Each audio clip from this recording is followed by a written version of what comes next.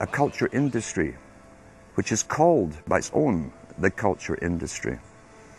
The Soviet Union had a department called the culture industry. Their actors and directors were called the cultural leaders, because they would, like a computer, people are like computers, all you have to do is keep giving them new updates every so often, and you can change an entire country or a nation or a block of nations who are all getting the same upgrades at the same time along certain paths. Today we call it political correctness. Most people want to belong to their peer group. They want to be the same as everyone else when it comes to opinions. In fact, they judge their own personal sanity by bouncing ideas off their neighbors and friends who will answer back and agree on these same topics in kind.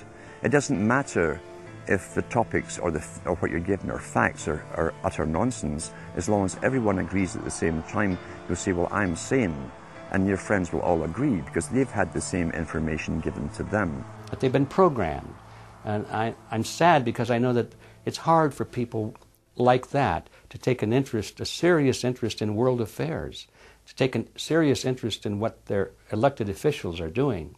And they're not going to be really inclined to study or discover the deception that's being used against them. And so I'm sad because I see all of that in a flash in my mind as being an indication of how easy it is for the masses to be manipulated. The scientific dictatorship understands what makes human beings tick. They understand our psychology. They've studied it, and they're using it against us. But the minute the public awakens to the fact that there is an agenda to manipulate them, and the second the public realizes that they are being conditioned and controlled, the establishment begins to lose that edge they've got over people. So all I ask viewers to do is to think for themselves and to study public relations, to study advertising, to study propaganda, and to realize how much of it is out there in their daily lives. And then make the decision for yourself. I just want people to think on their own and to not have their decisions and their thoughts and their ideas pre-packaged and basically downloaded into them. If it's on TV and a famous face says something, then it must be true. He doesn't have to show you facts or anything else. You've been brought up with these faces. That's why they keep these guys on television into their 70s and 80s. You've grown up with this father figure who's on television every night at 6 o'clock. In your house, in your room, staring right at you, and he's a father figure. Would he tell you a lie? So you naturally never suspect him. And this same man will lead you through new topics. He'll introduce experts on the topics. They'll have a little summary at the end of every talk, and you are now left with the conclusion that's presented to you. You don't arrive at it, it's given to you, and it's good enough for you. When I was growing up, people were talking on their front porches, neighbors were playing baseball, there were nightly barbecues. You don't see that anymore. We've lost our communities. You drive through neighborhoods, you see the blue glow of television sets. We're losing our humanity. So if you want to rebel against the globalists, the social engineers, start by turning the TV off a few hours a day and actually getting to know your neighbors. Getting outside that comfort zone, expanding your horizons. By coming together as communities, by getting to know our neighbors, we defeat the social engineers. We're programmed today perfectly, just like machines.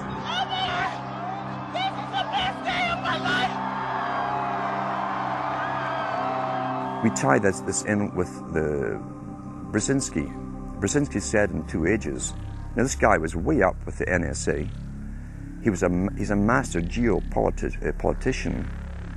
He admits he works in 20, 50-year periods to do with geopolitics in other countries. But he said himself, the public will shortly be unable to think or reason for themselves. It was meaning by that the form of information that was given to them, the type, the formulas that were in use then in the 1970s. He says, eventually they'll be unable to think or reason for themselves. And eventually, he said, they will expect the media to do all their thinking and reasoning for them. Well, that's happened today. That's why people today can't think outside of the programming from television. Zbigniew Brzezinski, Obama's main foreign policy advisor, talks about how a cult of personality can be artificially manufactured to influence the masses. In the first months of my administration, to pull our economy... Oh, goodness.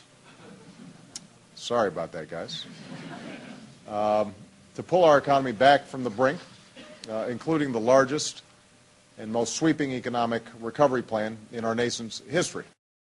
We're gullible, but we're also willingly gullible. We want a human being, a big daddy, to come along and make everything right for us. And as long as we believe that, we'll always basically get shafted. In addition to John, sorry, I just noticed that I jumped the gun here. Go ahead and move it up. I had already introduced all you guys. It's the presidential reality show. But when it became an Oprah production, it became slick. You don't have a president, you have an actor. They say that politics is show business for ugly people. You got it. What am I going to tell the president when I tell him his teleprompter is broken? What will he do then? It's Obama's role to front for the international banking syndicate and to take all the heat for their unpopular agenda. It's his job to convince the American people that the buck actually stops at the White House. In Brzezinski's book, Between Two Ages, is that eventually we shall put presidents in who will have personality cults. We shall create massive personality cults for these people through the same techniques as Hollywood has used. Obama is that man today. The globalists, who know that Obama is going to promote their plan, want to make him such a superhero that nobody will question what he's doing. They'll be so preoccupied with who he is, or where he is, or what he's saying, or what he's wearing, or something like that. The idea of making him into a celebrity is very valuable because that way people are less inclined to ask, what is he doing? So that's very useful to these people. Similar plans of social control have been continuously carried out by operatives of the Ford Foundation, who Obama has worked for over the last 30 years. Many of the strategies used to control populations were originally developed by Edward Bernays, who coined the phrase public relations. Bernays said that if you manufacture an authoritative figure who repeats the same messages over and over, that this will appeal to the masses' subconscious desires. Yes, we can. The unwashed masses will helplessly follow the leader and go along with any message they spout. Yes, we can. Yes, we can. We shall overcome. Yes, we can. We will respond with that timeless creed that sums up the spirit of a people. Yes, we can. Thank you.